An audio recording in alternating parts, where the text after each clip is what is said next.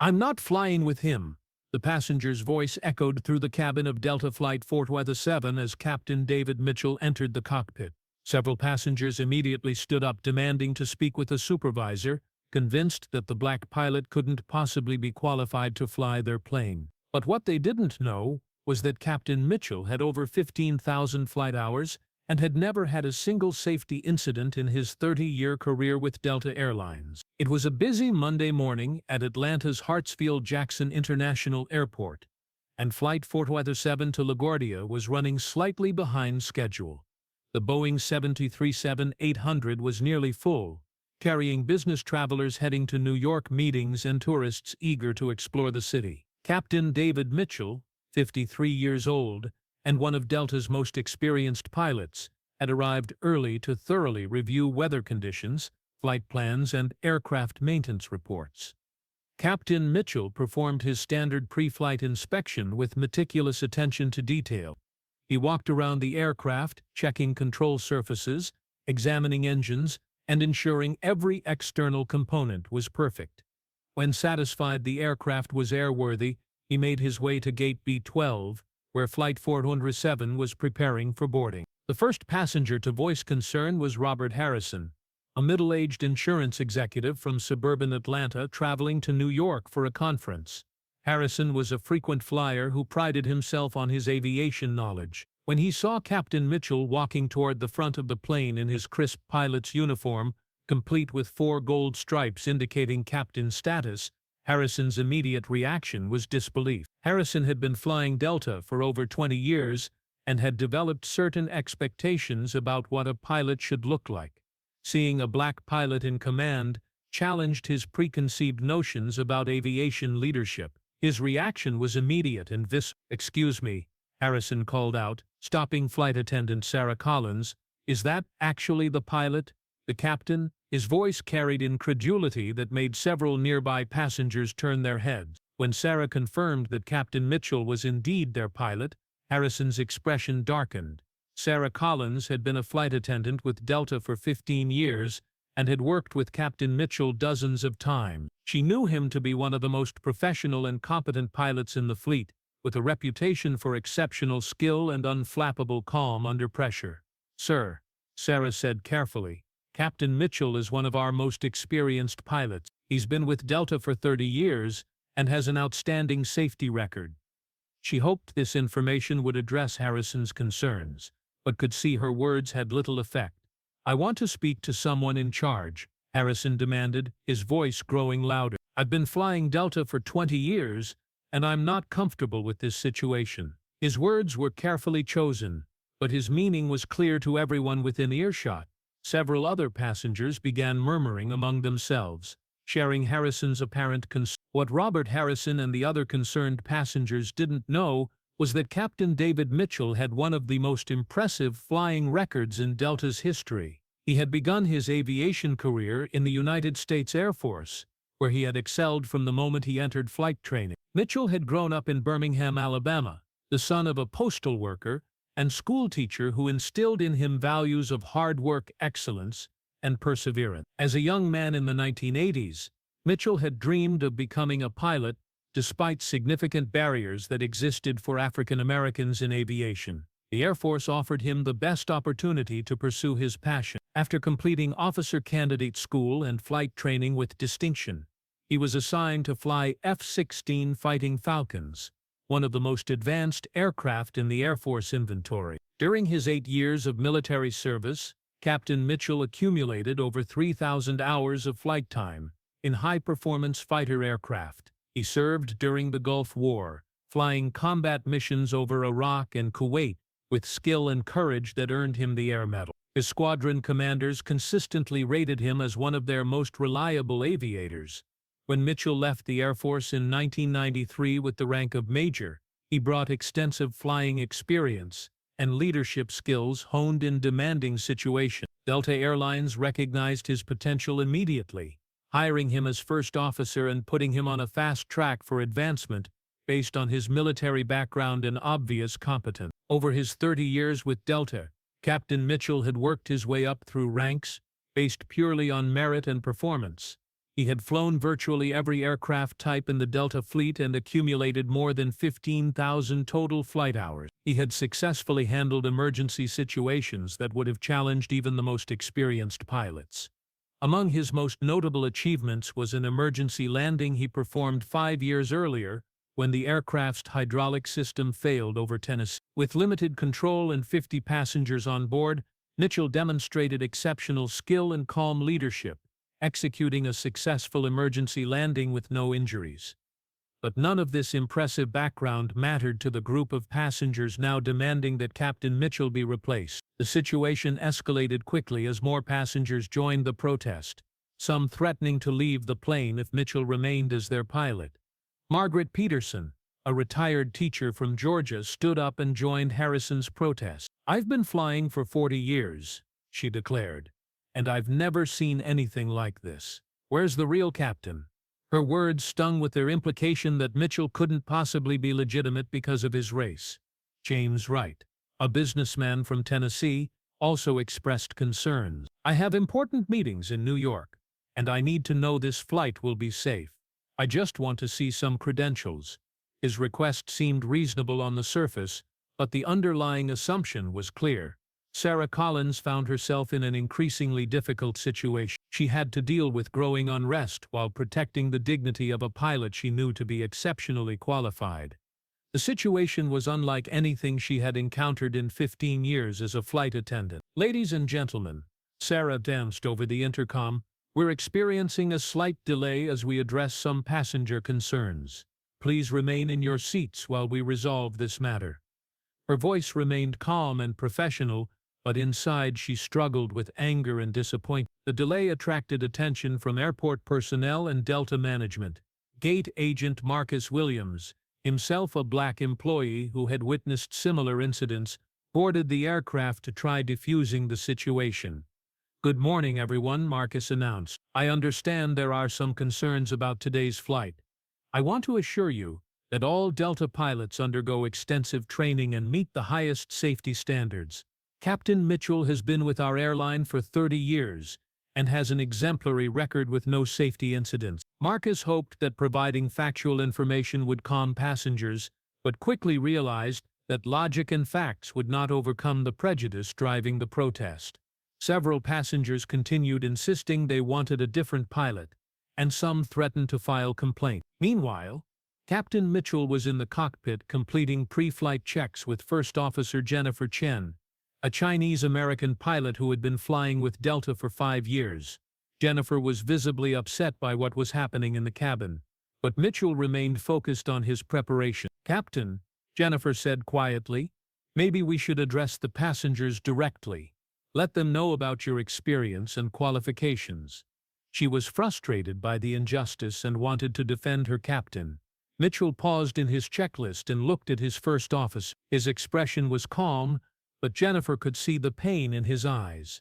"Jennifer, I've been flying for over 30 years. I've flown in combat, handled emergencies, safely transported hundreds of thousands of passengers.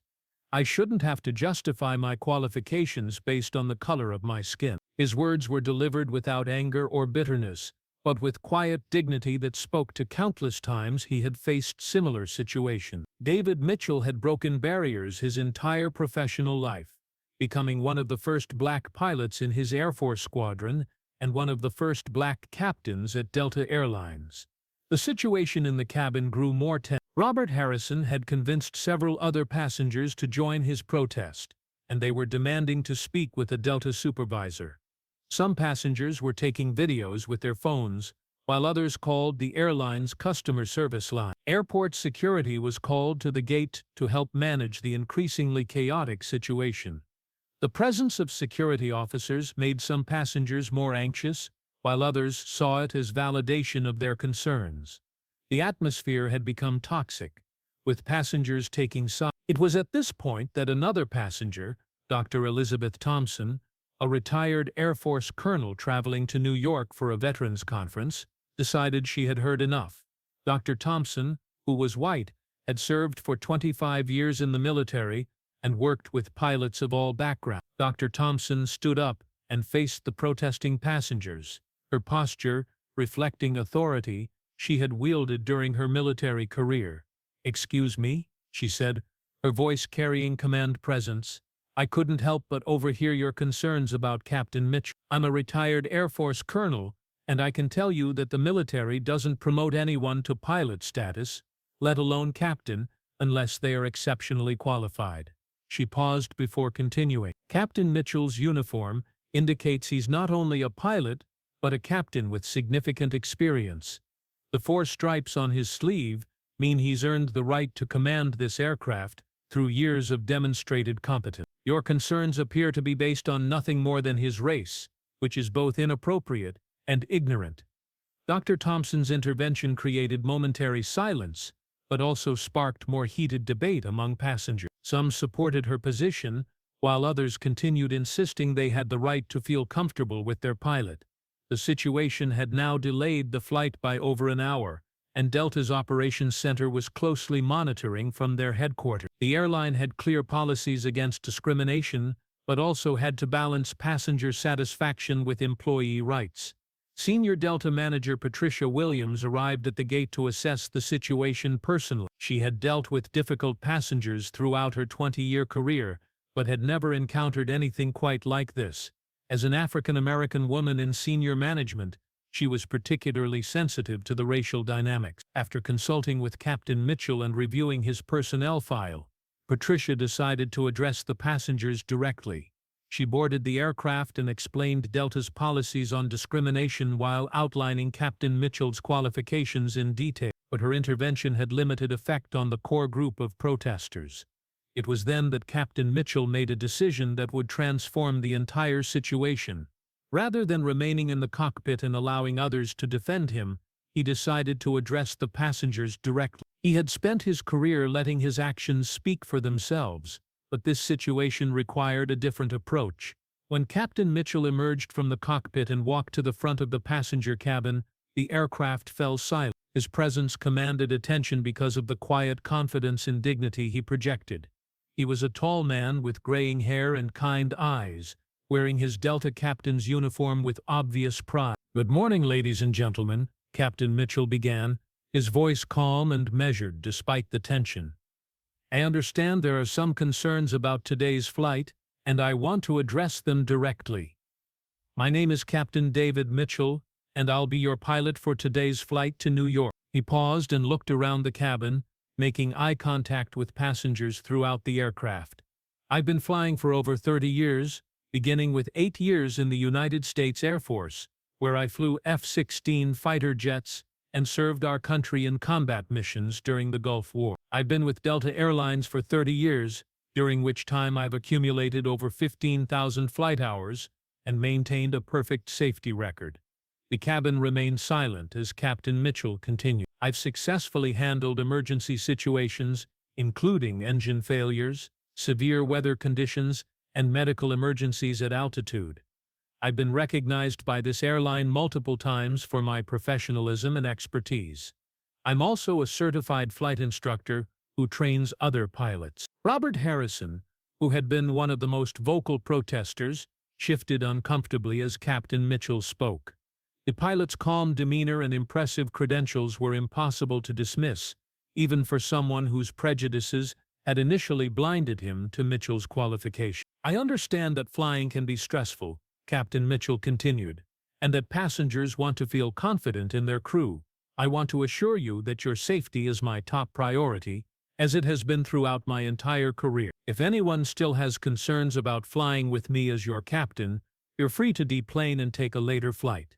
However, I can promise you that you will not find a more experienced or dedicated pilot on any other aircraft."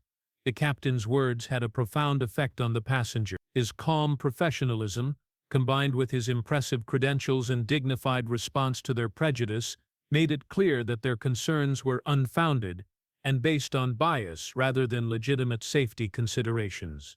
Dr. Thompson was the first to respond, standing and beginning to applaud. "Thank you, Captain Mitchell," she said loudly enough for everyone to hear. "I feel very fortunate to be flying with such an experienced and qualified pilot. As a retired military officer, I can recognize excellence when I see it." Her applause was soon joined by other passengers throughout the cabin, and within moments most of the aircraft was clapping for their captain. The sound was genuine and sustained, representing not just appreciation for Mitchell's qualifications, but also recognition of the grace with which he had handled the situation. Robert Harrison found himself in an increasingly uncomfortable position. The man he had dismissed based solely on race had just discussed qualifications that exceeded those of most pilots he had ever flown with. Faced with the reality of his prejudice, Harrison slowly stood up. "Captain Mitchell," he said, his voice much quieter than it had been earlier, "I owe you an apology. My concerns were inappropriate and unfounded. I was wrong to question your qualifications, and I'm deeply sorry for my behavior." His apology was clearly difficult, but appeared genuine. Several other passengers who had initially joined the protest also offered apologies, recognizing they had allowed prejudices to cloud their judgment. The atmosphere in the cabin had completely transformed from hostility and suspicion to respect and admiration for their pilot. Margaret Peterson, the retired teacher who had questioned whether Mitchell was the real captain, stood up with tears in her eyes. "Captain Mitchell, I'm ashamed of my behavior today. You've shown more grace and professionalism than I deserve." Captain Mitchell accepted the apologies graciously, without any trace of anger or resentment. "Thank you," he said simply. "I appreciate your words, and I want you to know that situations like this, while unfortunate, provide opportunities for all of us to learn and grow. Now let's get you safely to New York." The flight to LaGuardia proceeded without incident, and Captain Mitchell's handling of the aircraft was flawless. His takeoff from Atlanta was smooth and precise. His communication with air traffic control was professional, and his management of the flight was textbook perfect. During the flight, several passengers visited the cockpit to personally thank Captain Mitchell and learn more about his career, preciously answered questions, shared stories about his military service, and discussed the challenges and rewards of a career in aviation. The landing at LaGuardia was so gentle that passengers applauded once again, this time in genuine appreciation for Mitchell's skill rather than as an apology. As the aircraft taxied to the gate, many passengers remained in their seats, reluctant to end their interaction with a pilot who had taught them so much. Robert Harrison was among those who approached the captain after landing. "Captain Mitchell," he said, extending his hand, "I wanted to thank you personally for your professionalism today and to apologize again for my behavior. You handled that situation with more grace than I deserved." Captain Mitchell shook Harrison's hand firmly. "Harrison, we all have moments when we can do better. What matters is that we learn from them and move forward. I appreciate your apology, and I hope your time in New York is productive." The incident on Flight 47 became a significant moment for Delta Airlines, which used it as a training case study for dealing with discrimination and bias. The airline's CEO personally called Captain Mitchell to commend his handling of the situation and reaffirm the company's commitment to supporting all employees regardless of background. Captain Mitchell's story gained national attention when Dixon shared her experience on social media, praising the pilot's professionalism and calling out the initial passenger reaction as unacceptable. The story was picked up by major news outlets and sparked important conversations about unconscious bias. For Captain Mitchell, the incident was unfortunately not unique. Throughout his career, he had faced similar situations where his qualifications were questioned because of his race. But he had learned to respond with dignity and professionalism, using these moments as opportunities to educate others and break down barriers. "I've always believed that excellence is the best response to prejudice," Captain Mitchell later told reporters. "Every time I fly, I'm not just representing myself, I'm representing every black pilot who has come before me and everyone who will come after me." The passengers on Flight 407 learned an important lesson about the danger of making assumptions based on appearance. Many later wrote to Delta to commend Captain Mitchell's professionalism and express regret about their initial reactions. Robert Harrison, in particular, became an advocate for addressing unconscious bias in his workplace and community. He later participated in diversity training programs and shared his experience as an example of how prejudice can blind people to obvious qualifications and competence. Captain Mitchell continued flying for Delta until his retirement 5 years later, maintaining his perfect safety record and earning the respect of colleagues and passengers alike. His career served as inspiration to many young pilots, particularly those from underrepresented backgrounds. The story of Delta Flight 447 remains a powerful reminder that competence and character are not determined by race or appearance, but by experience, skill, and dedication to excellence. Captain David Mitchell's 30-year career stands as testament to the fact that when we look beyond our prejudices, we often find extraordinary people capable of remarkable achievement. Today, Captain Mitchell works as a flight instructor and diversity consultant, helping airlines create more inclusive environments and training programs that address unconscious bias. His legacy extends far beyond his impressive flying record to include the countless lives he has touched and barriers he has broken down for future generations. The passengers who tried to get off the plane when they saw their black pilot learned that day that they were in the hands of one of the most qualified captains in the industry. It was a lesson in humility, respect, and the importance of judging people by their qualifications rather than their appearance.